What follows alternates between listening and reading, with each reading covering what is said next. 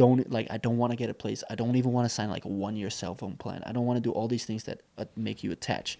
Now, transcendence would be, in my mind, letting go of all those attachments. You're not attached to, the clothes that you wear, the car that you have, the house that you have. You just are able to be happy, survive, and live a good life without being attached to all those things, because at any moment those things can be taken away.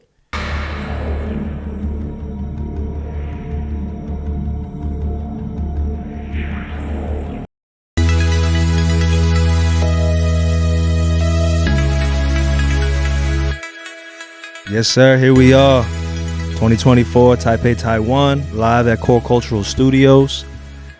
Beyond the Hustle, sponsored by Core Cultural, brought to you by Madame Vision. Madame Vision. I know Armel always gives me shit for that. But here we are. As you know, we have an amazing guest here today who I just dubbed a mini boss. I think this young gentleman is gonna give us a roller coaster of a podcast journey. We'll see. We're here with Evert Van Der Maas. Yeah, that's right. Did I say that right? Yeah, you said that right. Evert Van Der Maas. That sounds like a name that's been carved somewhere in the stones of some place. Yeah, high. Most people, especially in Holland, they see my name. They're like, look at me, like, you're Evert Van Der Maas? They imagine some like blonde hair, right? A Viking. Guy. That's like a Viking name. A real Nordic guy.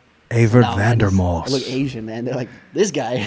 Yeah, that's the first thing I felt when I saw you. Is I felt like I saw like a fellow, Hapa brother. Yeah. As you know, I'm half Taiwanese, half Jewish, born in Hawaii, and you're half Taiwanese, half Dutch. Yeah, and then grew up in Saipan. Grew up in Saipan. Yeah, so really close to Hawaii.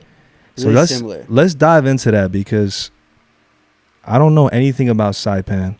We're gonna dive into that because my first question on this pamphlet, of course, is what's your why? Mm-hmm. But I get this strong sense that where you grew up really forged your why. Oh yeah, absolutely. Deeply. I think if you want to get to know me, you got to know where I'm from. Everybody I take to Saipan, they understand that, like, oh, right, this is why you are the way you are. Because of this place that you grew up in, this place that you're from. And Saipan is U.S. territory, or governed by the U.S. It's an island. You can drive around in 45 minutes. There's 40,000 people. I know basically everybody there. Wow. Yeah, my parents, so I was born in Taiwan.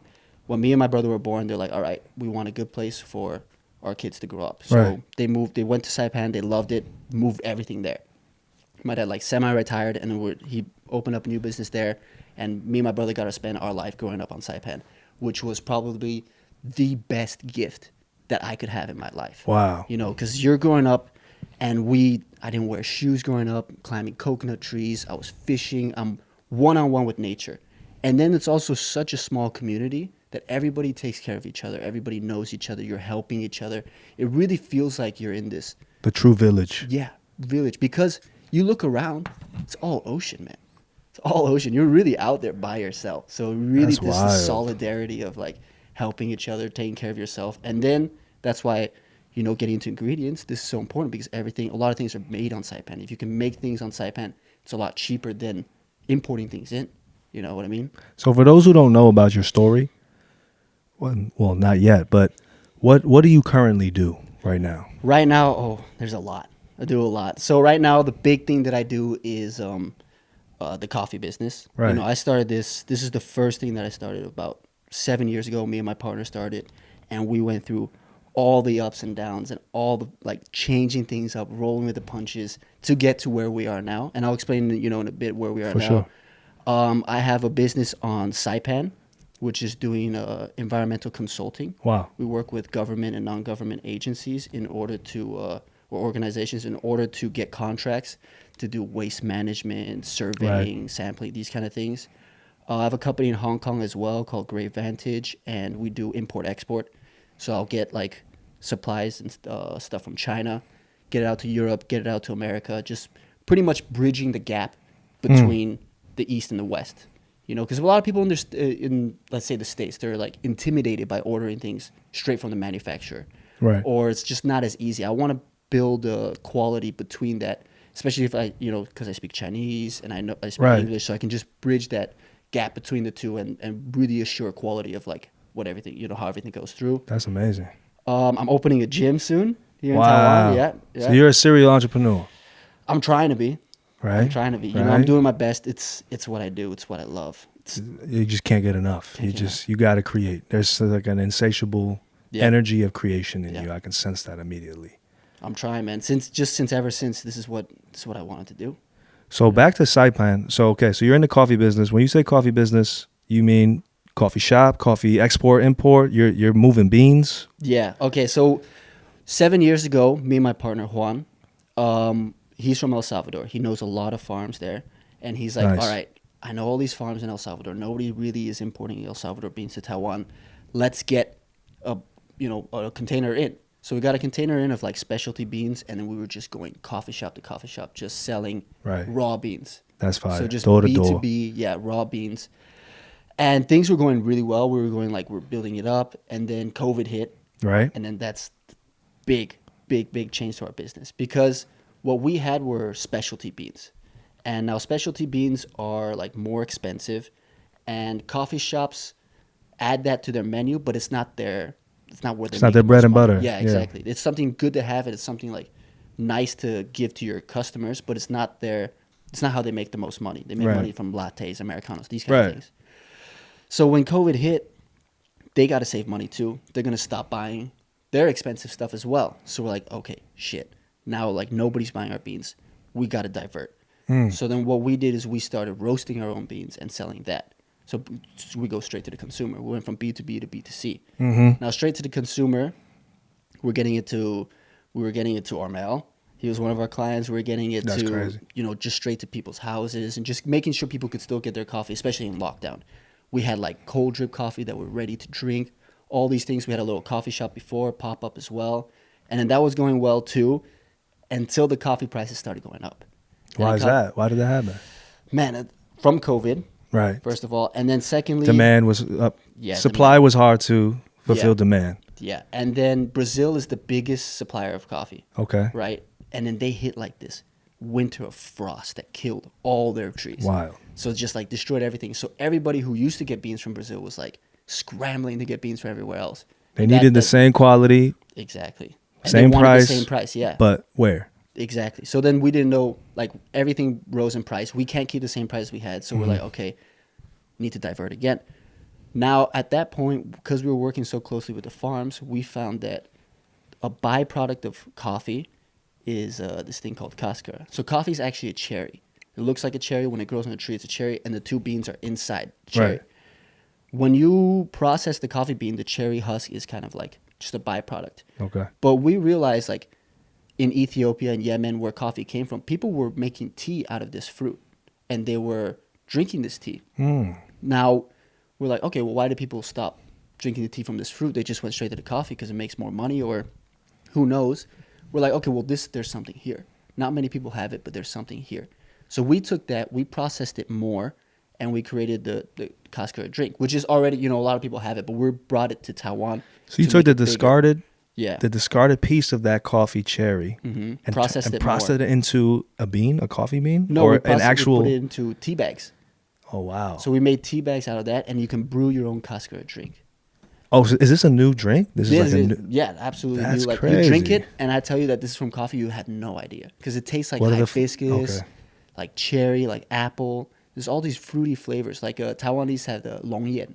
Right. Tastes like that as well. Right. So it's really like interesting. And then Wow. it has like 25% the caffeine, so not that much caffeine. It has antioxidants, fiber, helps with your brain function, has BDNF, so it helps with Wow. like memory and retention, all these things as well. We're like, man, this is a superfruit that like is already grown everywhere. That's amazing. Just gotta take that extra step. Yeah. That's amazing. Yeah, So yeah. you just found something that people have overlooked Yeah. for so many years, and People you're just like, here, I wait a would say- second. Yeah, I would say people here have overlooked in a way, or they didn't give it the respect. They were all like, okay, we have this, we process the coffee. Oh, this is the trash. Let's try to do something with it. But we're like, you know what? We're growing the tree, and we're respecting the tree, respecting the fruit. Coffee is one. The cascara is another part of it. It's not just the discard that we're trying to make money out of. It's this part of the fruit that can be cultivated to be like a superfruit that people can drink and can like. And because we Right. treated it with the respect, then our taste is a lot better because it's not just like this discard that's used.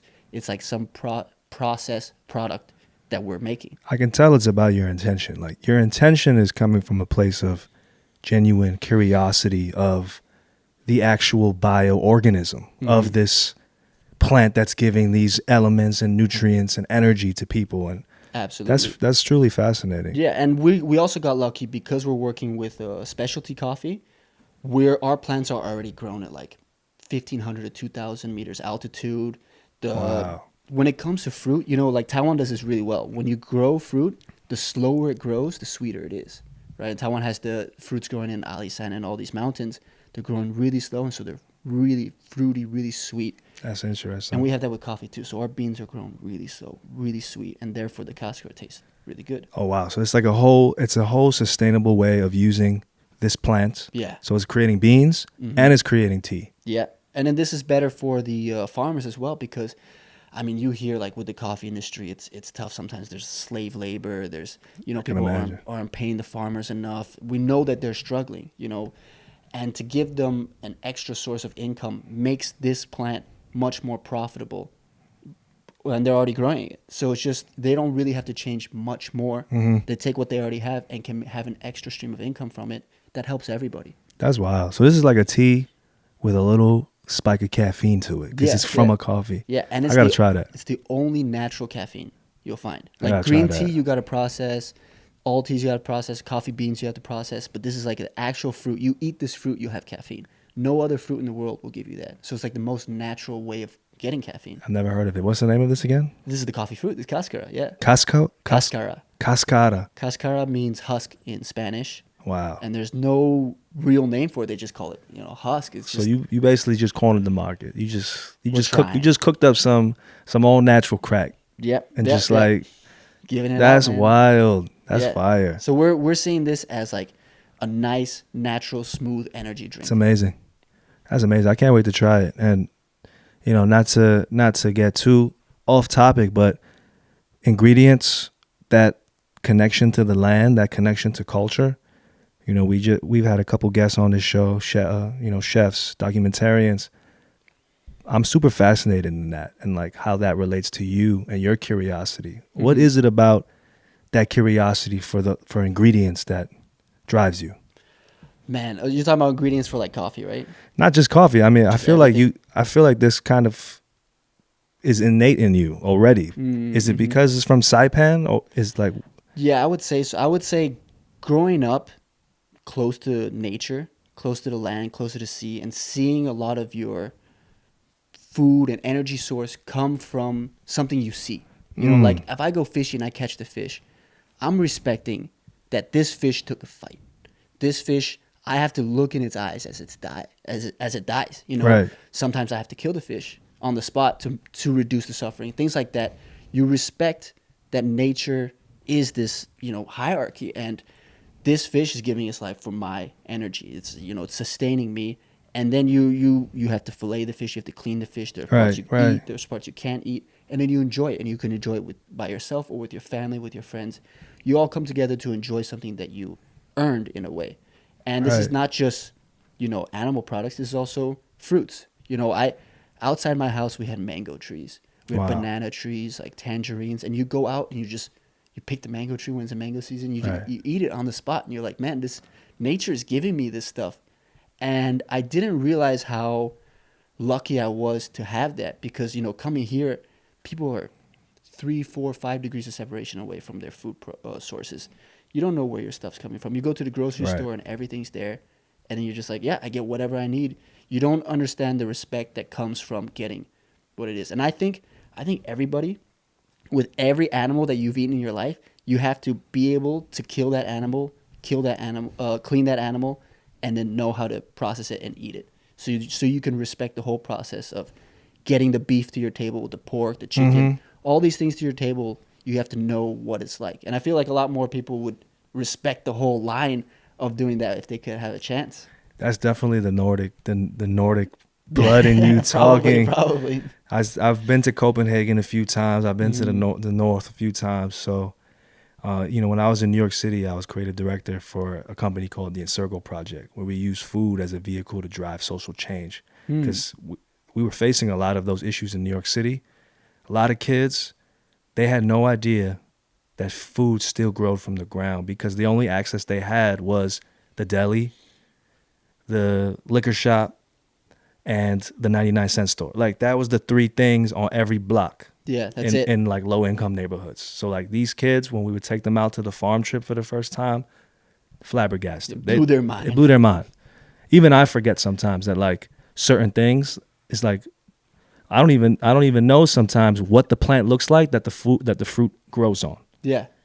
Yeah, Like, absolutely. I was in the south of Taiwan earlier this last week, and like my girl's like, "Oh, look, that's a papaya tree," and I'm like, "What? That one? That's where the papayas are growing?" I forgot.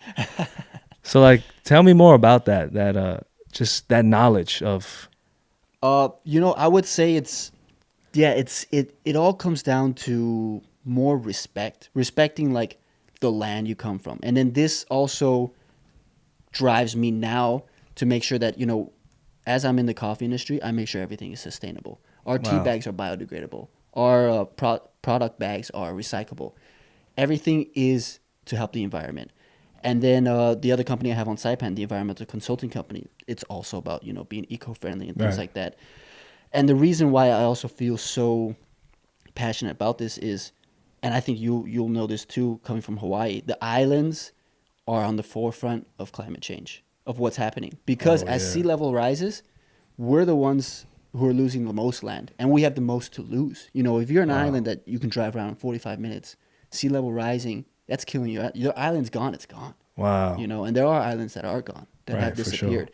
And then a lot of islands are not as rich. They don't have the means of creating dikes and these things like what Holland is doing, what Miami does, what these cities on the coast are able to do with their money is to build these storm walls and things in order to help preserve what they have so sea level doesn't affect them. But Right. the islands, we don't have that, man. We don't have the money for that. Right. We're just going to eat it as it comes. And then trash from China is starting to show up. That's I've crazy. never seen that before. That's trash. crazy. I mean, I shouldn't say from China.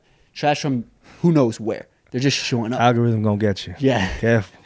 Who knows where this trash coming from? But it's coming from our beach, and it's definitely not from us. And this is from a trip. Like, you've been back to Saipan. You go back to Saipan regularly. Oh yeah. I go, I would say 2-3 times a year. So you got Saipan on your back. Oh yeah. Like, that's. Oh yeah. I'm representing. That's fire. That's my home, man. That's fire. That's where it is. Yeah. Yeah, I've never heard of. I feel so like under a rock. I'm gonna go home and go crazy on this research right now. Oh man, don't worry. Nobody knows. Really, nobody knows. That's fine. This Yeah. is breaking news right now. Yeah, Saipan's where it's at. That's where it's at, man. Damn. It's a secret. So what gets? I mean, I can tell what kind of gets you hyped, but what gets you hyped? Like what wakes you up? Oh man, that's a great question. I live life for the experiences. I want to experience every single thing that you can experience out there. That drives me. That's my motivation. Right. Like I want to, go to the remote corners of the earth and just see what they do, live their life, do what they do. I want to just have all these. If these opportunities arise, I want to be able to jump on them, and they have risen up before, and it's because you're spreading that kind of like that vibe. I want people to know that hey, if something's happening, Evert's down. If you want, I'll give you an example. This last year, That's crazy. I had a good buddy. He he's moving from Hong Kong to Bali, Okay. and he's got a job in Bali, and he's like, all right, I got to move from Hong Kong to Bali, but I got to get my sailboat there. And he hit up me and my brother. He's like, yo, you guys down for a sailing trip? We're gonna sail from Hong Kong to Bali. It's gonna be about, he said 2 weeks. We're like, yeah, I've never sailed before. I was like, yeah, I'm in. We spent a month on a 40-foot sailboat, just open ocean, going from Hong Kong to Bali. And I was That's like, man, wild. this is what I live for. These things, these experiences. And then this comes into entrepreneurship in a way because it's freedom, man. If you have the freedom to do these things, then I'm living my life. I know that's what I want. And I want to build my life around, the freedom. And entrepreneurship is sometimes the most freeing way to live, but also sometimes the least freeing way to live. It's all about your mentality, all about how you do it. There are days where I'm on the computer and I'm working 16, 18 hours a day, just getting stuff done. And I'm like, man, this is probably not good for me. Why should I be doing this? But And then there are days where, you know, you're able to relax more. So that's what drives me. That's The fine. freedom, the experience. And why do you think you're here? You think you're here for that freedom experience, or you think there's a larger You mean here on Earth? here on Earth, Oh man, here right now in this millennia? that's a good question. I think I'm here right now, you know, looking at it individualistic, you know, for myself.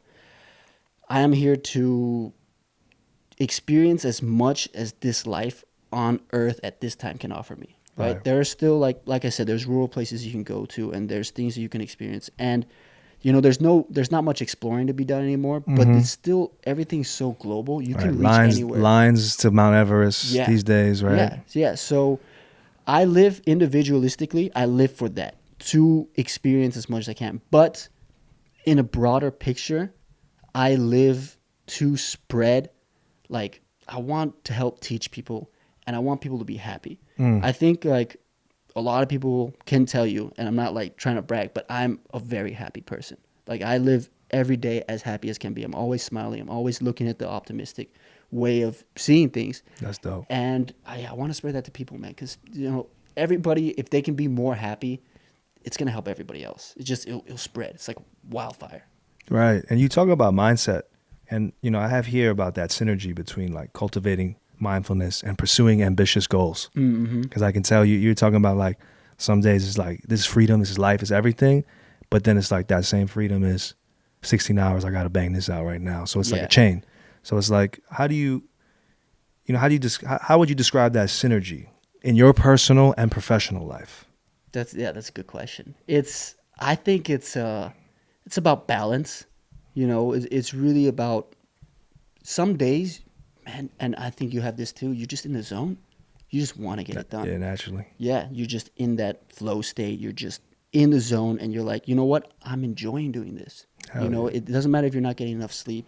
It doesn't matter that like other things are coming up. You're enjoying doing that, and maybe you're inside all day. You're not getting sun or you're not exercising, but you're in that zone. And I feel like if you reach that zone, sometimes you gotta let it happen because it's coming naturally.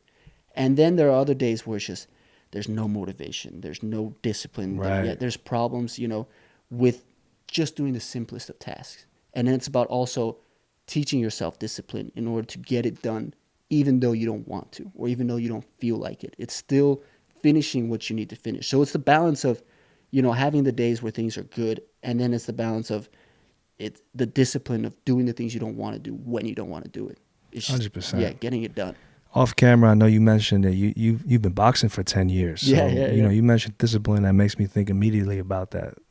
Can you talk about that? Like, what does that mean to like still do something even though you don't want to do it?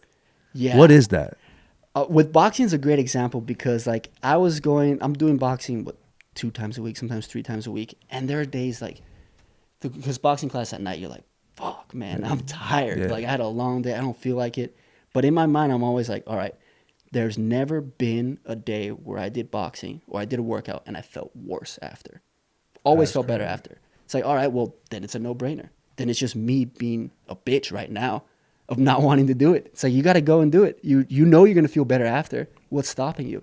So it's discipline. And then, I mean, we can talk about it, but I feel like discipline is also like something you got to train, something you got to go to the gym for, you know, and I do that through, I like these challenges, man. I'll do 3-day fasts.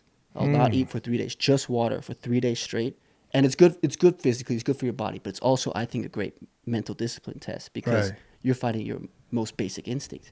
After a 3-day fast, every task seems easy. You're like, shit, man, I just did it. I just did one of Yeah. the most difficult things, and then now all my work seems like an easy job to do. Right. You already conquered we talk about the Maslow hierarchy all the time on this show. Yeah. Like basic food, shelter, security, self-esteem, all these aspects that lead to hopefully transcendence. But yeah, if you can conquer that urge to eat. And I did, last year I did a Vipassana, 10 years of 10 days of silent meditation. That's 10 years. Yeah, That's 10 years 10 old. years. No, 10 You days. might not even be saying, your comp will Couldn't be talk different after right that. now. Yeah, we did 10 days of silent meditation in the That's cool. temple. Wow, that's fire. Yeah, everything's an addiction, so I'll take breaks from things. Alcohol right now, you know, nicotine, caffeine. People need breaks from everything, man. 100%. Yeah. Do you have any mottos, quote sayings that you love or that drives you? Anything that comes to mind? Yeah, actually, last year, driving in Mongolia, we're driving in the desert, and I was lost, man. I was like lost. Like just got through like a. This was actually 2 years ago. Just got through like a breakup, All right. long term. I was like, man, what am I doing in my life? And as I'm driving, in the desert, the Gobi Desert, I just like this quote came to my mind. It's just, I am me, I am free. That's it. That's all I need to know is I am me, I'm free. I'm free, I'm me. And then it's just that's what is my quote right now. It's like I know who I am, and I know I'm free, and that's all that matters to me at this moment. True north. That's your compass. Yeah, yeah. That's wild. That's fire. What do you think that? I mean, that's a cool motto. What do you think that was? What forged that? I think it was the fact that I lost myself, so I didn't know who I was anymore, and the fact that coming out of a relationship, I'm like, oh, like now I'm me. Like who am I again? And then now I'm free to do whatever I want. And it's just all those change kind of like stopped, and I was like, okay, well, now I have to remind myself, hey, I'm me, I'm free. That's all I need to know. Then my guidance is there. That's dope. When you look back too, are there any characters in your life that you feel like instilled that in you? Maybe you didn't realize at the time, but is there like, maybe it's your brother or your mom or your dad or maybe a mentor? Is there somebody that you saw that in early? I would say, I mean, my biggest, what is it? The person I looked up to the most was my dad. Ever since he's a very successful entrepreneur, and just watching him grow up, I was like, man, that's exactly what I want to be. That's And fire. even now, I look around, I'm like, I always like want to find people who are living the life that I want to live. My dad lives a life exactly how I want to live. He's traveling That's dope. around. He has businesses everywhere. He just moves around and he's Abundance. yeah, super free. He himself is a tree. Yeah, exactly. What kind of fruit or I wouldn't say fruit, but like what kind of crop will your father be if you had to? Oh, it's discipline. He taught me discipline. Right. He's just, just put your head down, white knuckle it, and just get it done. That's what you gotta do, man. And how about what did your mom do? My mom lives in Taiwan, actually. That's dope. She's an interior designer, and actually a lot of... That's the artistic side. Yes, That's the artistic fire. side. She taught me a lot about philosophy. She taught me Really? a lot about mentality. Yeah, there's so much that I've learned from my mom about the emotional side of myself, of her, of people around me, and then just being able to kind of like step back and look at things in the bigger picture, and also just taking away ego, taking away like defensiveness of just like or being like feeling like you're being attacked. All these things, like she's so like chill with everything, just super chill. And then so she taught me like, and she's always telling me about philosophy, and she'll call me out on stuff. She's like, your ego's telling you that. I'm like, damn, she's right. I don't want to admit it, but she's right. That's crazy that you have that though. That's truly blessed. Yeah, I'm very, very fortunate with both my parents. I was gonna ask you too, because you're leading right into like foundational influences and whatnot, because I think that really, manners maketh a man, I believe. Mm-hmm. But the influences we receive early, without realizing it, we start manifesting later. What's your take on manifestation? Do you think that's a real power that humans have? Manifestation, bringing dreams or ideas into the physical realm? I think absolutely. I truly, truly believe in that. For example, for me, like with what I do, and especially in entrepreneurship, there's up, there's downs, there's, sometimes you're lost, sometimes you're by yourself. But I know without a doubt, I will succeed. There's no doubt in my mind. It's like I know that's what's going to happen. And with that true grit and that true belief, it manifests it, because not only are you saying that to yourself and you bring that energy to yourself, you're saying that to everybody around you. And the way you act, when you act like that, and then you do become, say like you become a millionaire, billionaire, then your friends or the people who are around you are like, oh yeah, of course that guy did. He's the guy who's sleeping early. He's the guy who put in the work. He's the guy who's already doing all those habits because he already believes he's going to be there. There's no doubt he succeeds. So you become the guy that other people, look up to, or that other people see that when you do reach your goal, they're like, well, yeah, obviously he did. I saw the work he put in, And sometimes you do the work by yourself. People don't see it, but you want to be able to just put in the work.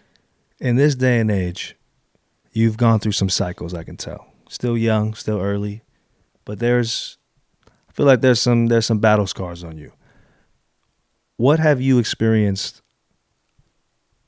achieving success now? Have you experienced, because you mentioned there's people who are like, yeah, I knew he was going to be successful.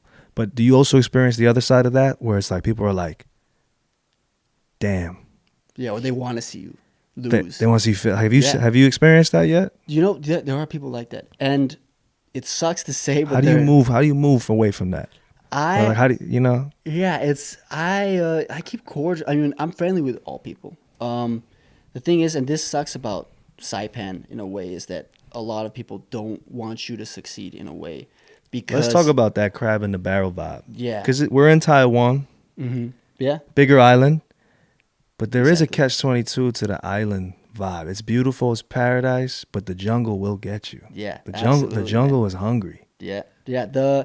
So everybody knows everybody, man. So they know all your secrets, they know all your successes, they know all your failures. But there's this idea of, if you succeed, that means I fail. And I don't know why people think that sometimes. It's not it's a positive sum game.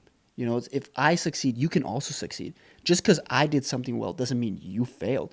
So it's just this idea of, sometimes people think they don't want you to succeed because of maybe insecurity in their own life, or they don't think they are where they want to be themselves, and therefore they don't want others to achieve what they think they're rightfully owed in a way. So that's kind of something that's frustrating, but it's also good because people who are like that, you can see pretty quickly. You know, there are people who actively celebrate your successes with you. Right. And there are people who you feel comfortable telling your successes to because you know they're celebrated with you. But then there are people you avoid telling your successes to because you know they'll talk shit. You know, sometimes you hear through the grapevine that they're like, jealous or upset or something, or just putting you down. Yeah, so you can feel it a lot of times. It's a lot of gut feeling as well. 100%. Let's talk about gut feeling. What is that? What's the gut? Where do you think that comes from? I think it's a lot of your gut is just that's instinct. Your energy is going out there. You're feeling other people's energy, and you're taking in everything. Like if I'm looking at you, I'm not just taking in your words. I'm taking in your body language, your eye contact, your gaze, the way you're sitting. Even though I don't actively think about it, all those play a role. Yeah. So if somebody wants you to fail, their body language is going to show that, even if you don't notice it. But your gut feels it. Or somebody wants you to succeed, or somebody wants you to do well, their body language will show that, and their energy will show that, and your gut will feel it too. So it's but it's also about learning to be fluent in the gut feeling, because sometimes you can just be overthinking things. You have anxiety, or you think everybody's out against you. Your mind can play tricks on yourself. Yeah, we all go through that, I'm sure. Absolutely. So it's being fluent in the gut feeling, where sometimes, you just have to understand, like, hey, I'm just overthinking it. This guy maybe wants the best for me, but I'm thinking that he wants me to fail. So you could be wrong with your mind. It's also something about learning there too. Right, it's learning when to dial it in, dial it down, dial it up, dial it down. Yeah, it's good to be cautious too. Me and Armel off camera, we talk about a lot of the seeds for this kind of show, Beyond the Hustle. We have this sense that as this world is going through this transition from a very human-centric based world, and it's been happening for since the Industrial Revolution really took over. It's like people are getting removed from nature, they're getting disconnected, and we're becoming more reliant on technology. Mm-hmm. And subsequently, we're getting fragmented. So me and Armel, a lot of what we spoke about is kind of like, will there be a time again where you speak about gut, and it's like, will there be a time where the gut will be so strong that it's almost like telepathy, and people can no longer lie? Because it's like, you're from Saipan. I'm sure you have a huge connection with nature. Nature just knows. Some animals just know. They know where you're at. Yeah, like what's happening. Dogs will look at you, they know. Cats will look at you, they know. Yeah, I feel that too. Absolutely. So it's like, what do you think? How can humans, do you practice making that part of your instinct stronger? Can you practice that? Is that innate? I know it's a tricky question. Yeah, that's a very tricky question. I would say Meeting more people and talking to as many people as you can is good practice, because everybody's going to give out their own energy. They're going to give out their, everybody's so different. Right. Everybody has, they're fighting their own battles. They're going through a bad day, or they're going through a great day, or they're celebrating their successes. You have no idea the complexity that everybody's living through. Right. Because you yourself are so absorbed with your own complexity of your own life. So the more you can talk to people, and the more you can get to, I love talking to people and just asking them the deep questions, man. Asking them, like, really, what do they want? What makes them happy? You know, and when you can get people to share that, then you can see their wall comes down. And as their wall comes down, you see more of their gut. You see more of their real energy, because they're not defensive. They're not like, who's this guy? What does he want? Like, where is this conversation going? Is he trying to use me for something? It's just, it's getting people to open up and be relaxed, and just like know that, hey, I'm here. You know, if you're happy, I'm happy. That's all I want. I want joy. Right. And then that, when people can let their guard down, then their gut and their energy comes out. Their gut, and then with your gut feeling, you can understand that more and become more fluent in that. OD. Do you have a faith that you believe in? Is there a specific faith you believe in? Yeah, I would say I'm Buddhist. Oh, really? Yeah, I grew up Buddhist mindset, Buddhist lifestyle. I go to the temple. You know, I was just last month spent 3 days in the temple in Kaohsiung, just really meditating. Yeah. Wow. And what do you feel in those states? Where are you when you're in those modes? You know, it's very self-reflective. I go there to take, and this is something I want to bring up, is the fact that, you know, a lot of people get kind of lost in their own world, especially in having your own business. You get lost in your own business, and you're like, man, I need to be here. I need to do this. Right. I need to do all these things. And that's why I'm like, I tell people to take that break. I went to the temple for 3 days. Life moves on. Business is still going. Everything's fine. You got to understand, you're not that important sometimes. You know, you can still leave and things will be okay. So you have to understand that, okay, you can leave and you can take that time. Now, that's the first step. Then when you are there, then you take that bigger picture of that. It's like, okay, humanity is going to continue. The earth's going to continue. Tomorrow the sun's going to rise, hopefully. You know, and just, you know that things will continue to move on. So you're not that important. To yourself you are, but you're not that important in the grand scheme of things. And then you bring it back to yourself. All right, now that I've established that, let's focus on myself. Now, how can I be more happy? How can I be a better person? How can I be better to the people around me, or surround myself with better people, or make myself happier? You know, because when you're in a good mood, that's so addicting. And you want to be in that good mood every day. And how do you reach that? Is my sleep bad? Am I not exercising enough? Am I not getting enough sunlight, or my diet? What's leading me to have these good days, and what's leading me to have these bad days, and what can I control? You know, and then what you can control, you just you focus on that. Absolutely. Right. It reminds me of you know, whether it's a girlfriend or a friend, there's always people in your life that are like, they can't seem to see the positive. Yeah, it's a mentality. It's tricky. It's tricky because for people who are like, I'm naturally a positive, optimistic type, and it's always tricky because you almost say something that's like, just do this, just do that, do that. You like, it's like the classic, you take the horse to the water, you can't make it drink it, and then they're mad because it's like, it's condescending almost in their eyes. They're like, man, it's not that easy. Just be happy. Like, Yeah. How do you deal with those moments with people like that? Because I think so many people go through that. Like, yeah, everybody goes through that themselves. I think it's seeing what works for you. So if I'm going through that mood, and I realize, this is when I realize I'm an extrovert. I'm like, if I spend like 2 days just working, or 3 days just working at home, I get depressed. I get down. You know, I'm like, okay, well, why do I start feeling like this? Oh, it's because I haven't gone out, I haven't socialized. That's key. So I realized that about myself. And then it's about seeing, if it's somebody close to you, like a family member, a girlfriend, good friends, you'll know what kind of drives them.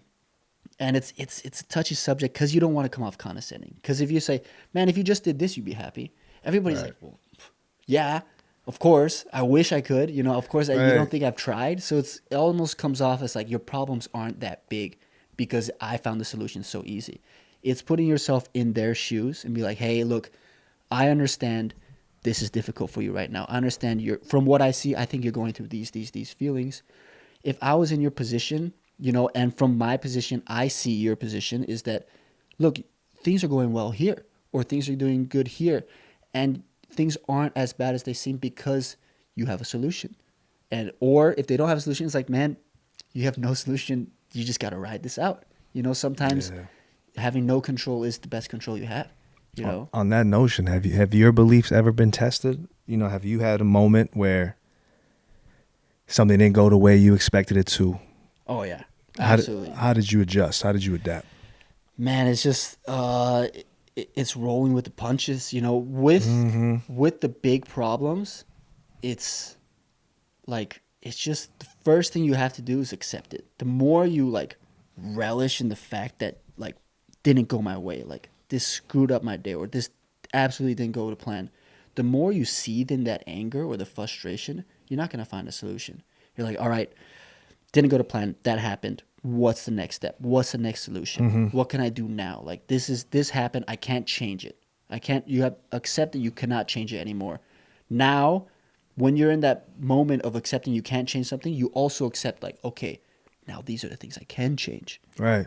Let's focus there. Let's move there. So Right. it's about, yeah, and it's frustrating. It's hard to say because sometimes like things go wrong. I'm just like, fuck. I'm just angry about it for a couple hours sometimes, and I'm like, okay, why am I putting myself in this mood of, Right. this is something that's burning me twice. Burned me once already, and now I'm with that anger. I'm just ruining everything else instead of moving forward. How do you practice letting go? You're personally, like, give me an example. And I have you written down, like, how letting go of outcomes has paradoxically led to greater achievement or fulfillment. Like, have you experienced that phenomenon? Yeah, Like when yeah. you let go and then all of a sudden something. Pops up, right? I would say it's more for me. It was letting go of my roots, letting go of Saipan in a way. When I left at 18 years old, That's deep. and yeah, letting go of everybody. You're growing up around the same You have to, people. yeah, to bounce. You have to be like, I Yeah, gotta go. and to let that go, shows that there's the horizon's broader. You have to let this go in order to move on, move forward. And for me, yeah, it was just the fact that your roots are just kind of being cut off, and then knowing that when you let go of this thing and the horizons broaden up, you know that the future is like infinite. Anything can happen now. You kind of gotta let go of the things that are holding you down away, and they could be emotions, it could be trauma, it could be past experience. All these things do hold you down in a certain way, and it's all about Right. it's it's coming in. And this happened to me when I meditate. It's just all these things that you hold on to, you have to embrace it. You have to look at it, and you're like, okay, I'm holding on to this. I'm holding on. Why am I holding on to this? And then you realize you have emotions attached to all these memories that you have. You either have to forgive the other person, you have to forgive yourself, or you just have to, you have to move on. You have to forgive everybody involved. This person did what they did in their circumstance, and they made their choice. I made the best choices I could in that situation. I have to forgive myself. Maybe it was a mistake, but I have to forgive myself. And that's also letting go of the emotions attached to these memories. That's fire. We're in a time now too where like taboo is becoming mainstream. And when I say taboo, let me define that a little more. You mentioned Buddhism, but there are like certain practices that are considered very spiritual. A lot of alternative mainstream things are coming back, like astrology or tarot, energy work, Reiki, things of the new age elements. I think Buddhism is something that really kind of led the charge of this kind of reflection relationship with yourself. What do you think that that role plays in your creative process? Like knowing that you go to meditation and you follow the philosophy of Buddhism, how does that play in your creative process? creative process? I mean, I think it's about letting go of the distractions. Mm-hmm. Everything nowadays is a distraction. It's your phone is constantly distracting you. It's the city life. You're out here. There's things happening. There's people reaching out to you. There's people wanting to, talk. Even on the street, people want to talk. It's just everything's a distraction. And then, having this creativity, to find this creativity, you have to let go of these distractions and put that time for yourself. And when you talk about, Buddhism, astrology, all these things, the new age stuff, I think it's good for people to feel like they have some sort of control. And, maybe it actually does work, maybe it doesn't work. I've seen things about astrology that I'm like, man, it's pretty honest. I don't Pretty want true to about clump myself. Yeah. astrology. I know Buddhism is heavy, so like I don't want Yeah. to offend any Buddhists. I know, but I feel like there is a tree. There is a tree, and They're all related. yeah, They're all related. Not just, with Buddhism, with all religions. Everything spiritually is related. And it doesn't matter how you want to go about it. It's just as long as it brings you joy and doesn't hurt anybody else, right. there's no problem with it. Is there something taboo that you do, maybe that you haven't told anybody in your creative process that like gets you, like kind of gives you that spark or something? Like I guess like for me, Give me an I can example. share like I know this is taboo, but like if I'm going through something and you said it perfectly, it's like it's a small element of control, but I look at it more like forecasting. Like there is no such thing as control because we'd like to believe that no one can control the weather. Yeah. Even though there's some conspiracies now that says it's possible. But when I say weather, it's like, okay, you have a big meeting coming up, or you have a big event coming up. Sometimes I'll shuffle the tarot deck, pull a card, because I know it symbolizes something, Yeah. and it gives me a kind of like forecast for my brain to like maybe process, concepts and whatnot. So that's taboo, right? So maybe somebody might hear that and be like, the fuck? He he does that. But then the other guy his taboo thing might be like, he'll go to the shooting range. Like, I need to just like shoot the gun. Like, so do you have something like that? Like a taboo thing where you're like, I guess it's like a vice. And Yeah. maybe it's like a creative spiritual vice. No, that that's sounds kind of I weird. would say I have two. I have two examples for this. I mean, the first one relates to Buddhism. I pray. I look up the sun or look up in the sky or look at the ocean. I pray. I'm like, hey man, like I just pray for every day to be a good day, and I pray to be happy, and I pray, for the generic things. But people will look at them and be like, what are you doing? You're just praying to nothing. So it helps That's me, dope. ground myself.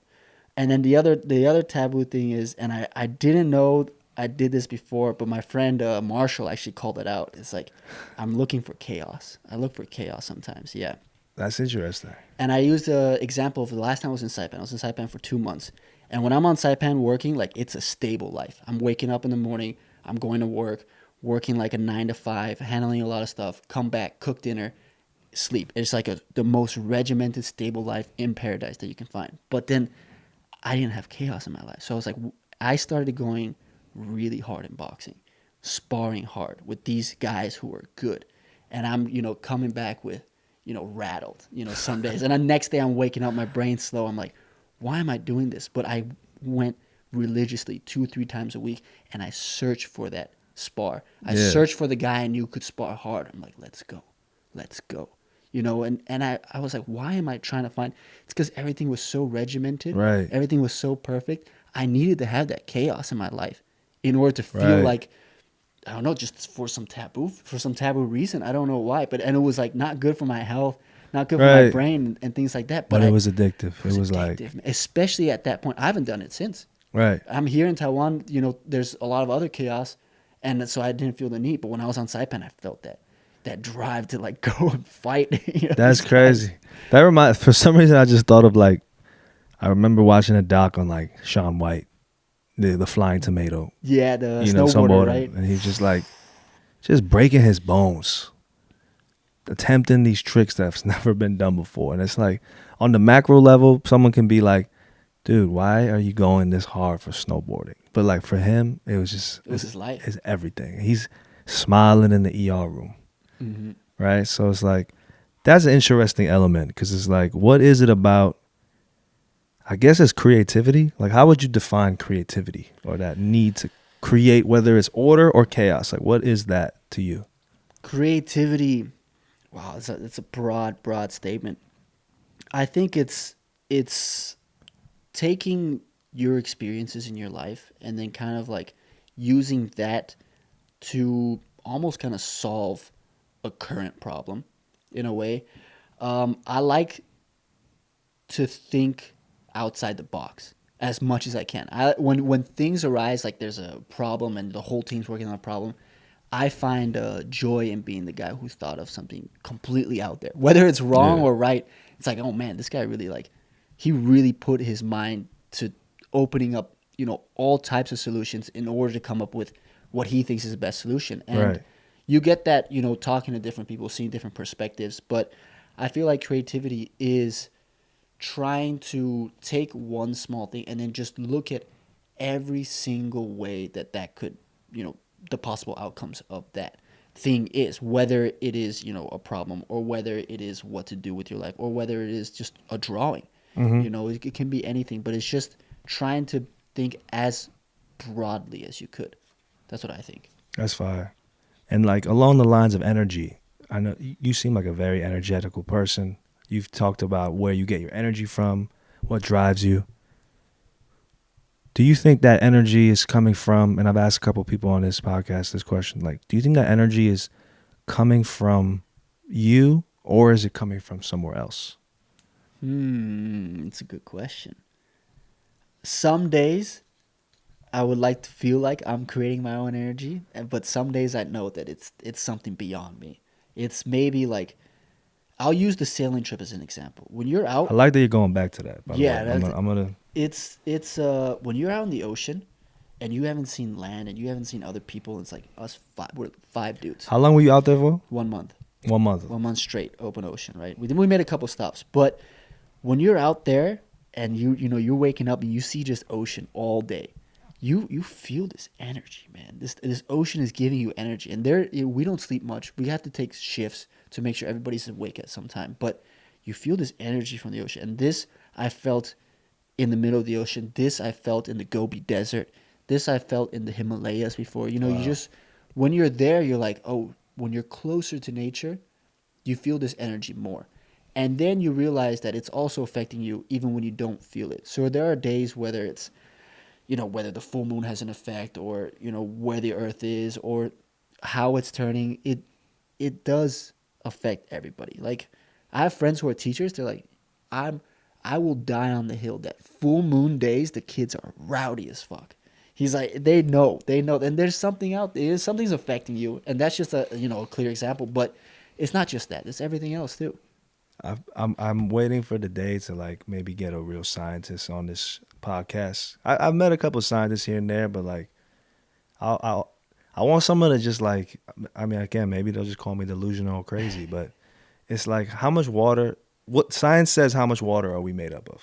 Yeah, it's like 70%. 70%? I think something like that. And what's causing the tides of the ocean? Yeah, the moon So would we, by logic, also be affected. would our water be affected by that? Like our water molecules, like. It has to be. It wouldn't make sense for it not to be. So this is why I feel like sometimes the rep that like, this nature balance astrology gets, it's like there's some science to it. I feel like There's something happening. I mean, everything's in sync. Like the tides. I'd Really, definitely you be see arguing a lot on full moons with my girl. I'd definitely be arguing a lot. Getting feisty. Yeah. So what is that? I don't know. It's maybe you feel it. Maybe, and this goes back to like, and our ancestors, like the Right. full moon. I'm reading a book about the Comanches, and they call the full moon the Comanche moon because the full moon nights they're gonna come attack you, because they can see better.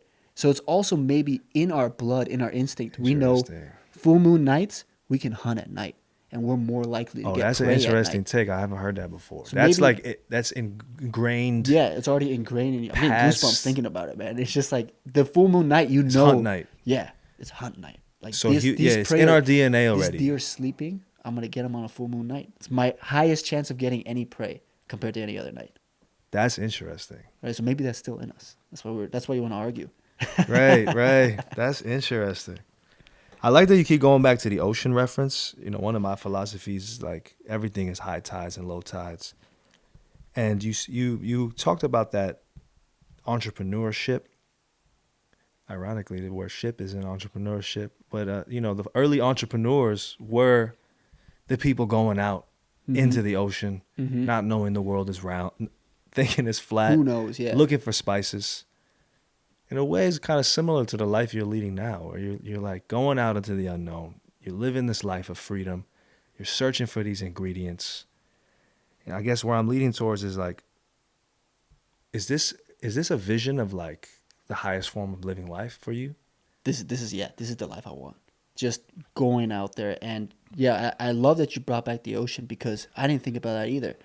I grew up so closely. I grew up every morning seeing the ocean first thing. I grew up hearing the ocean nonstop. I was so connected with the ocean. You know, it was sustenance, it was joy, it was everything. And now I don't have it as much. I know I miss it. I realize that I'm still, because you bring up the sailors for the spices. On my Dutch side, my great grandfather, great great Right. grandfather, were doing that to Indonesia. They literally were. Yeah, they were spice sailors. Yeah. Yeah, I forgot the name of that. What's the famous name of that company? Yeah, the Royal Dutch Indies. I think something like like that. you guys have a nice history when it comes to Yeah. like just. I mean, well, not so nice to the Indonesians, I but know, I know. It's all relative, but yeah. But I mean, it comes back to that was in my blood. These guys were already exploring. My great great grandparents were exploring, and then that I know that I'm still, in a way, I'm going to find manufacturers in China. Right. I'm finding coffee beans in El Salvador. I'm crossing oceans in my own way. right. You know, not as rigorously as these guys are doing. Yeah, that's kind of what I come to is like that's wild. But I'd like to try to understand what's the analogy today. What do you think that's so for them the ocean was this like whole like what is on that other side, but I know something's on the other side because I got this map over here. And this map might be right. Like they did it. All right. Now fast forward hundreds of years. 2024, I feel like the next ocean is like AI or like yeah. what do you think that next ocean is? I guess is what I'm saying. I think For us, for our generation. Yeah, I think the next ocean. I feel like it comes back. I mean, it is definitely technology, and information. Because what is AI doing really is breaking down information quicker, or Right. getting the information that you need faster for yourself. And the AI is kind of like a brain. It's like your own brain is processing things. I think right now it's just yeah. I'm not sure. It has to be AI. So It has to be, this technology and information. I feel like the information that you give out and the information that you give in, because everybody has like this bandwidth of what they can take. Like in one day, you're only able to make a certain amount of decisions. You're only able to process a certain amount of information. You're not going to retain everything. So it's about what kind of information you're taking in and want to keep, and what kind of information you're putting out and don't want to keep, or you want to let everybody else know. right.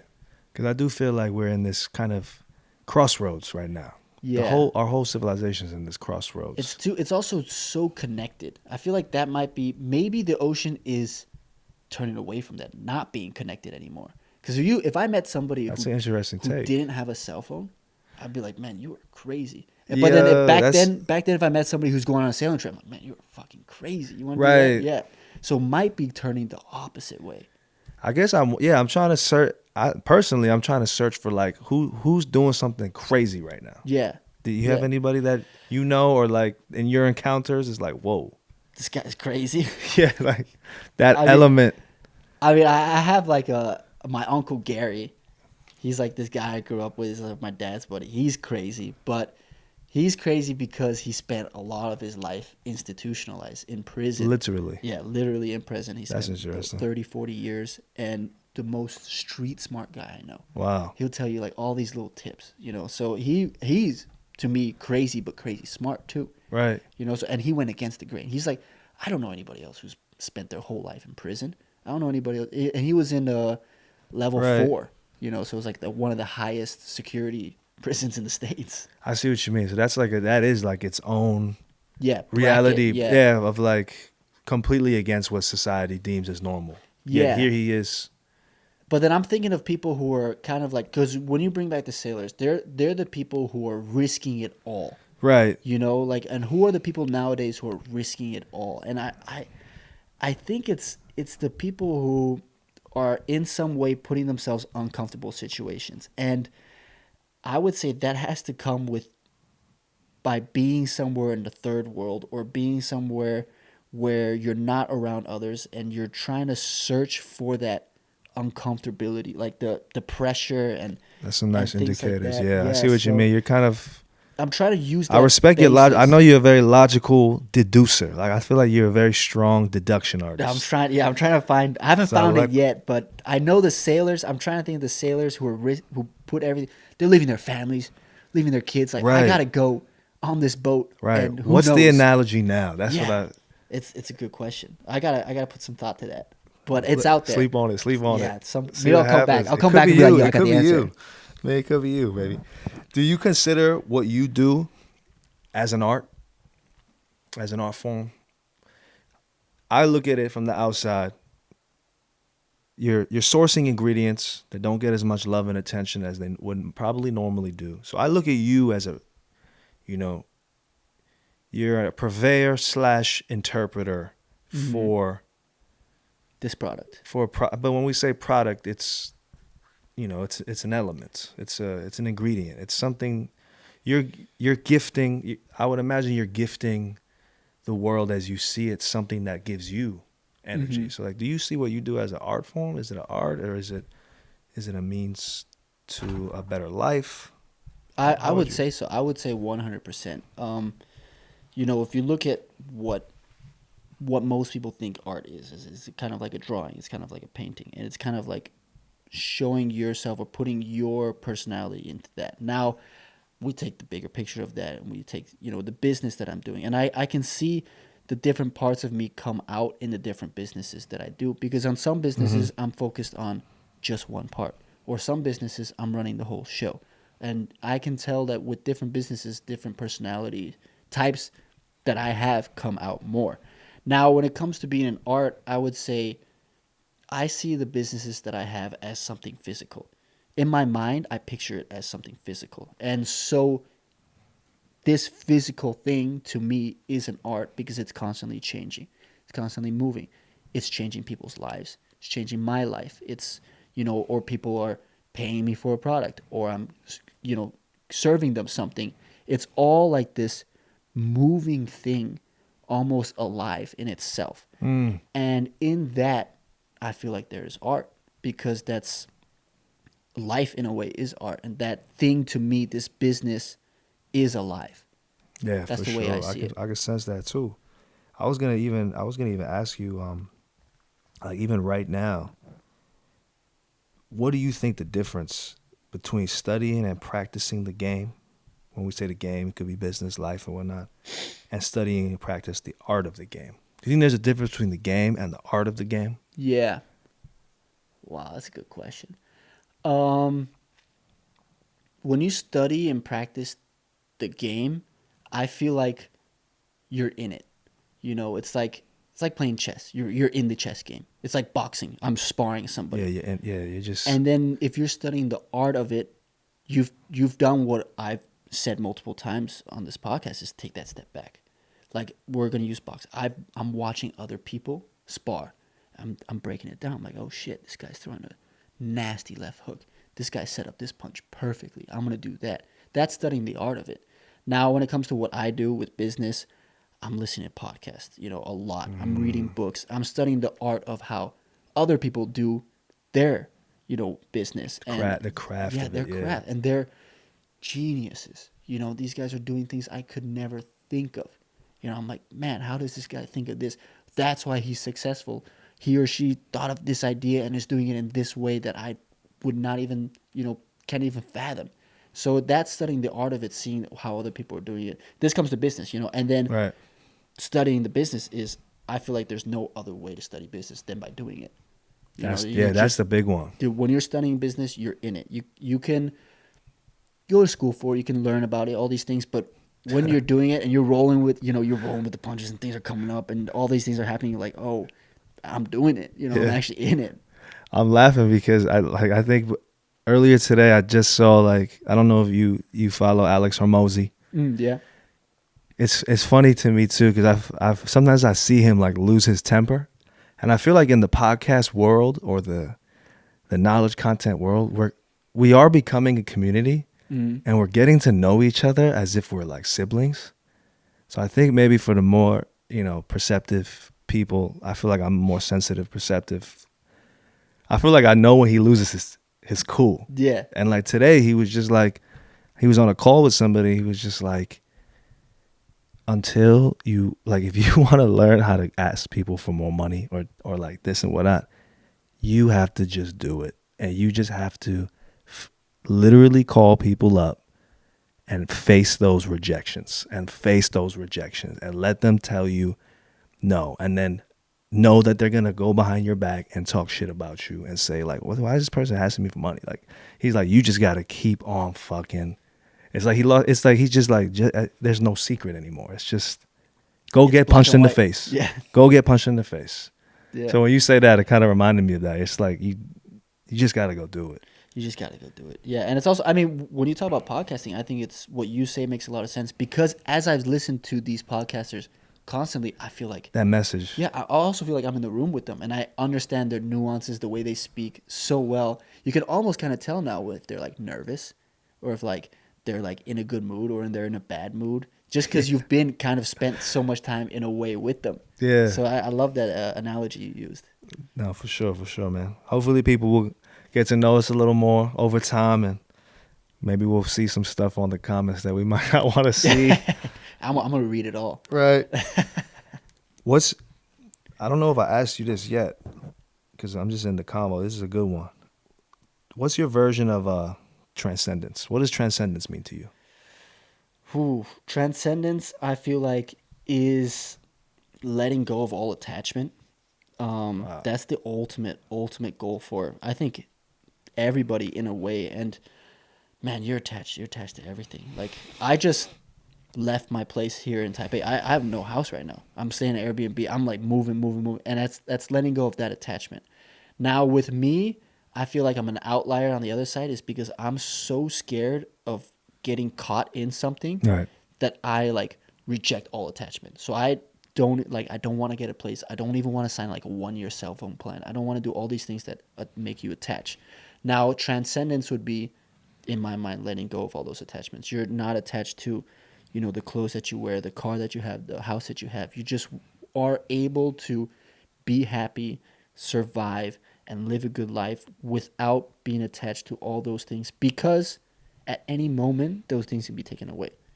Any moment your friends, your family, your life, your livelihood can be taken away by anything. So Right.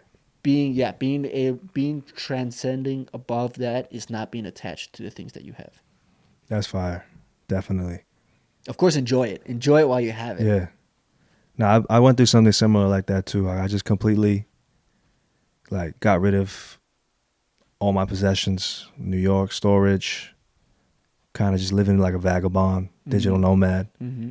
That's an interesting realization when you've And you don't need that much. Right. You really don't. Right. You're perfectly fine with as little as you need. Right. How would you define abundance? Abundance is, when you say abundance to me, I automatically think of surrounding yourself with people that love you, the people that give you love, and people that you can love unconditionally. And whether this is friends, a significant other, family, just people around you that give you so much joy in your life and love in your life. That's abundance. That I feel like you can never have enough of, and you can always have more. If I'm with my friends and we're all having a great time, I know like they love me, and I know I love them, and I know that, people are scared of this word, but I know that we love each other, and it's true. It really is. And that's something I feel like everybody can have more abundance of, and to surround yourself with people like that. I think that's great too. I mean, coming from New York City, there's a strong camaraderie in New York. Yeah, it's a rat race. Yeah, we do shiesty shit sometimes, but when shit hits the fan, we're there for each other. Yeah. And I always liked coming to Taiwan throughout my life, Taipei, Taiwan, because, I look at Taipei as kind of like baby brother to like a New York City in a way. Like Taipei has always traditionally watched what the West is doing. But one thing I realized here, and it could be because it's on the island, Taipei, Taiwan is an island. You've been to Saipan. I want to get back to that crab in a barrel mentality that I feel like, stepping on each other, grabbing each other's ideas, taking it, going over here. So it's like that. That's a lack of abundance, right? That's a lack. Yeah, absolutely. I would say, I mean, it's positive sum game versus zero sum game, right? And let's use Saipan as an example. There's 40,000 people. And let's use a restaurant. If there's a restaurant on one night and 500 people are going to a restaurant, that means if you get 100 people to your restaurant, that's 100 people less that every other restaurant will get. So they see it as direct competition. There's not abundance because they all need these 500 people to survive. Now in Taipei, all these restaurants can survive because there's a mass amount of people and everybody can live and everybody can share and everybody can enjoy it with each other. But on a small island like that, where it's like, hey, if you get this customer, that means I don't get the customer, and I need this customer because I'm not surviving. I need to thrive. I need to do better, and it's also because the economy is not as good. It's kind of just It's a supply and demand vibe, right? Absolutely. And you're in that too. So like, I'm also wondering too, like, how does that then relate to growing your business? Yeah, You know, that's getting more people to enjoy the product that you have. But like, do you have moments where you're like, there's not enough supply, or you don't have enough manpower to get the supply to the amount of demand? Like, how are you navigating that? I would say it's more like the competition. I think there's an oversupply of competition. Everybody wants, especially with coffee. Everyone wants to do the same thing. Yeah, So and that's the thing. There's hundreds of companies in Taiwan selling coffee, doing coffee, and it's just like you're jumping into an ocean with a lot of fish already, and some fish are bigger and some fish are smaller. But it's just this mentality of like there's too much competition. So that's why we took that pivot of going from coffee to the coffee fruit. So because Right. I'm like, okay, well, do I want to keep competing with this huge population of competition, or do I want to go into a little niche that I like better? Niche down. Yeah, and I really enjoy more. Then I see more success there. So I would feel like that would be that would be the way I did it. Right. Which is that's the message I'm seeing a lot around now too, is like in a abundance mindset conscious kind of world, you're going niche. Right? You're not doing the same thing everyone's doing. And I guess that's hard for humans. It's hard to compete with like a big competitor, because they're going to be able to have better pricing than you, and they're going to be able Right. to supply things better, and they have the means of finding better ways to get their product to their clients. Right. And then so the groundbreaking people now are the people who can either figure out how to do something that's already done in a much more efficient way, which is what AI is doing. There's Right. like this whole renaissance of every industry being affected by AI because people are finding more efficient ways to do things. One good coder now is worth 10 than it was like 3 years ago because he can use AI to exponentially create more. So I feel like, yeah, pretty much that would be the case. Yeah. I'm also thinking too, like, there's this example that came to mind. The guy who invented the wheel for the suitcase, he invented that after they landed people on the moon.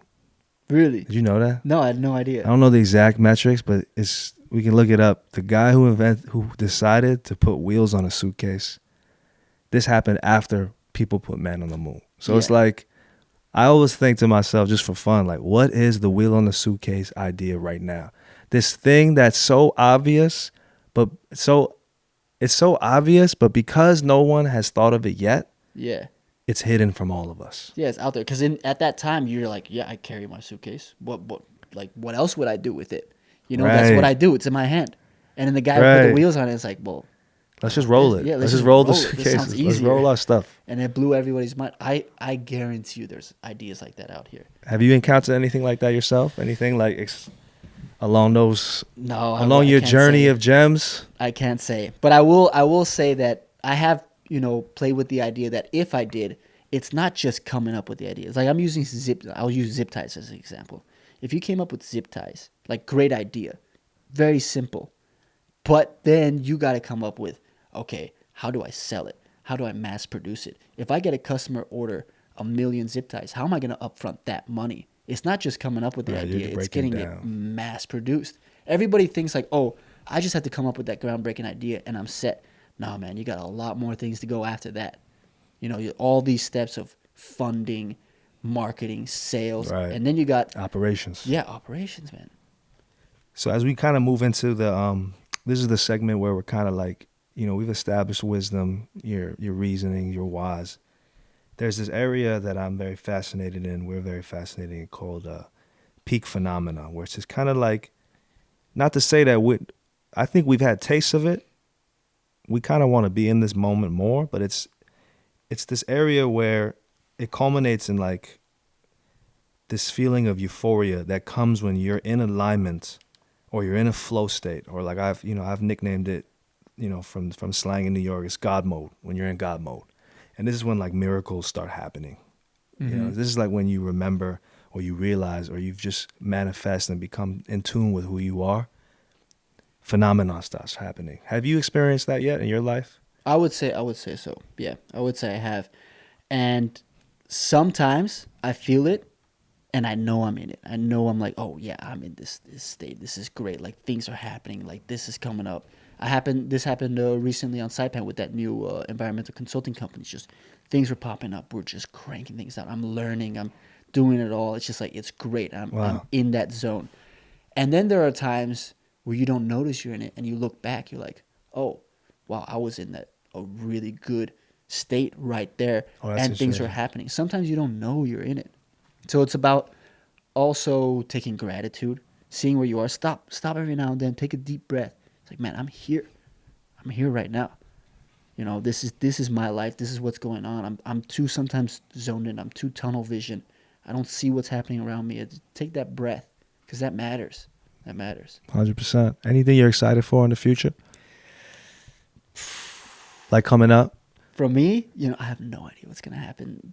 I don't know where I'm gonna be in a couple months. I only have my next 2 months planned out, and that's what excites me. That's Because I know fire. that can change too. Because I'm living off, you know, just a suitcase right now, and I know Nice. I have some flight tickets planned, but I know things can change like on a dime, and I'm just so excited for the unknown, because by the end of this year, I'll look back and be like, damn, I did a lot, or you know, I did this, or I was here. All these things I know will happen.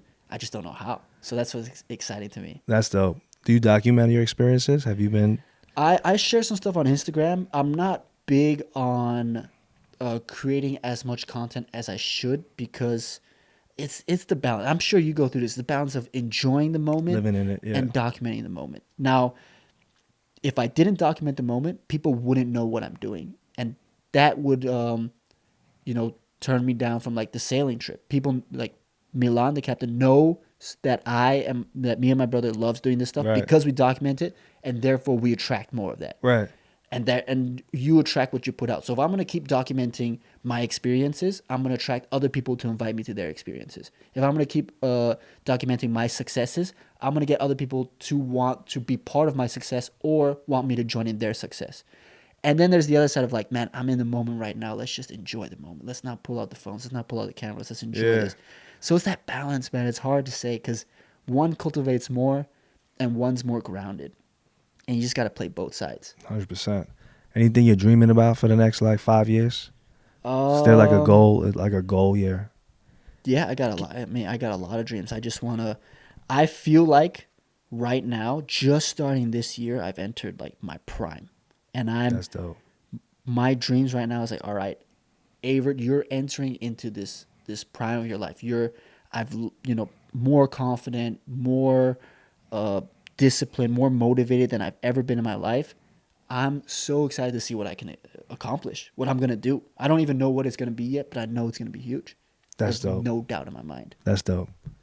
Anything in the journal that you still want to address? Bro, we touched everything, man. I think we touched it all. For real, for real? Yeah. Shit. No way. Yeah. Everything I wrote down, we brought on. You brought it up, or I brought it up. We got That's to it, wild. man. Yeah. All right, we can kind of like slowly fade off with some fun questions. All right. So here's a fun one. I kind of know what you're gonna say. YOLO or YALA? What's YALA? You always live again. I'd say YOLO, man. Oh, so you want you only live once You only vibe? live A once. Buddhist who only lives once? Yeah. Because Because you don't know if you're coming back as a human. and I don't remember my last life. You know, Right. so the fact that I don't remember my last life, I lived that last life as my only life. This life I'm gonna live as my only life, and I'm gonna do as much as I can. That's fire. So do you see reality as a matrix simulation video game? Is it random? Is it fate? Is it a repeated cycle? Oh, I thought about this a lot. I don't like thinking it's a simulation because That means there's a programmer. as a programmer, and nothing is, and I don't like fate because I don't like to think that I have no control. I want to believe that I'm in control of everything that's going on. And that's Right. also my personality type in a way. I like to be in control. Saying that there's fate or that's a simulation just shows that everything that I'm doing was already preconceived. It was already written in the code. Or was already fate already decided what I was going to do. I don't like that. I want to believe that I am making my own decisions with my own life. And that's what I'll do. That's dope. You just got to do stuff that keeps people on their toes. You know? No, I'm Yeah, kidding. you like the yeah. Is there a movie character you really? Look up to? No, I wouldn't say. Yeah, you could say look up to. I like to use the word more like a movie character that you emulate, because I think movie characters have their archetypes. So I guess Yeah. like, is there an archetype that's kind of like? I wouldn't say movie, but there was this book I read recently. It was about Shackleton, one of the last explorers to try to make it to the South Pole. Him and his ship, got stranded in Antarctica, and they couldn't make it to the South Pole, and their boat got destroyed by the ice. So he had this crew of I think 100 people. Damn. And he used his lifeboat to cross the Drake Passage, which is one of the most dangerous crossings in the whole world, on a tiny lifeboat, and found civilization again, and got help and saved every single person 2 years after. So just this That's wild. true grit of not giving up, of being the last real explorer, the last adventurer of this guy's nobody's been to the South Pole. I'm gonna go to the South Pole. Shit hit the fan. I'm gonna save everybody's life. I'm not gonna give up. He sailed himself, with two other guys to find the nearest civilization, which was a month trip away, in order to save everybody. And that I was I respected that so much, of this guy just not giving up. Everything That's that could go crazy. wrong went wrong. He just went for it. That's crazy. That tells a lot about where you're at. Yeah, absolutely. That's You sort of- see that and you're like, my problems. Yeah, nothing. Are not- I'm not dying. I'm not out in the freezing Antarctica where there's no sun for 6 months. Right. Just trying to survive. I always say first world problems. Yeah. Most problems we have are first world problems. Exactly, man. Signing off, is there any? This is a fun one. If you were to give advice, words of wisdom to your 15-year-old self, what would it be? Who? As a 15-year-old, I was very insecure. I was very lost. I felt nobody understood me, as most people do at that age. I would tell that guy to, that don't worry too much. Don't think about the future too much. Don't, stress about things that are not under your control. Everything's going to be all right. Just focus on what you can control and just be as happy as you can. Forget about all the nonsense, because that's going to be there. It's That's dope. it's just about how you deal with it. And what do you think 45 would tell you now? 45 and telling you now, man, enjoy it right now. Yeah. Enjoy it right now because, at 45, you're probably, not as strong or not as athletic or don't have as much energy. Enjoy the body, the life that I'm living right now, because at 45, I'm going to wish I was 28. That's wild. Yeah. But since you're now here at 28, Dude, I'm enjoying it all. I think you are in the crux, and it's been a pleasure to have you on the show. No, thank you I so think much. we're all going to keep an eye on what you're doing because We'll see. you're up to some very interesting things, and I can't wait to try the Cascara. cascara. Yeah, I'll bring some for you. Oh, for sure, man. Yeah, absolutely. Thank you so much, I Evert. learned a lot about myself. I learned a lot about you. Really, thank you. My pleasure, Evert. It's been a blessing. Thank you so much. Thank you. My G. All right. That was dope. That was great. That was fun, man.